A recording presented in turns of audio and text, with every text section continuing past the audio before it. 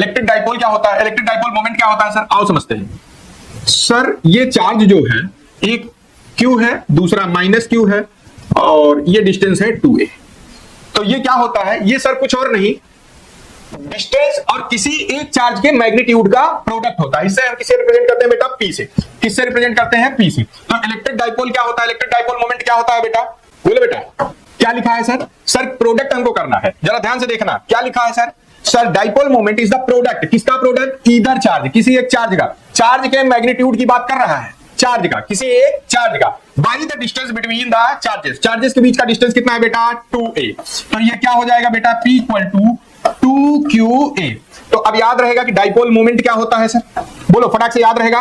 Dipole moment बहुत easy है sir. सबसे पहले हम लोगों ने इलेक्ट्रिक फील्ड देखा, इलेक्ट्रिक फील्ड एक टेरिटरी थी, एक रीजन था जहां तक वो अपना प्रभाव छोड़ता था। फिर हमने क्या देखा कि सर डाइपोल क्या होता है, डाइपोल क्या होते हैं, दो सेम मैग्नीट्यूड के चार्ज जो बहुत कम डिस्टेंस पर सेपरेट करके रखे जाते हैं, जिनके बीच का डिस्टेंस हम लोगों ने 2a ले रखा था।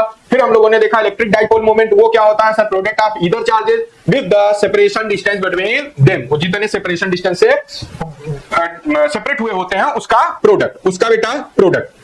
इतनी बात समझ में आ गई। चलो यहां तक अगर समझ में आ गई है तो मुझे अब ये बताओ, मुझे ये बताओगे बेटा कि इसका यूनिट क्या होगा, इसकी यूनिट क्या होगी, बताओ जरा। वेक्टर है कि स्केलर है, सर ये वेक्टर है। सर यूनिट क्या होगी, ये कूलाम है और ये डिस्टेंस है, ये कूलाम है और ये डिस्टेंस है।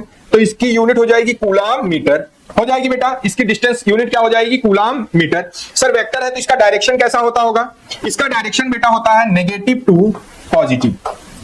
और इलेक्ट्रिक फील्ड में डायरेक्शन कैसा था सर, जो चार्ज थे कहां से जनरेट हो रहे थे, पॉजिटिव से, किसकी तरफ जा रहे थे, नेगेटिव की तरफ। और इलेक्ट्रिक जो डाइपोल होता है उसका डायरेक्शन नेगेटिव टू पॉजिटिव। इतनी बात समझ में आई।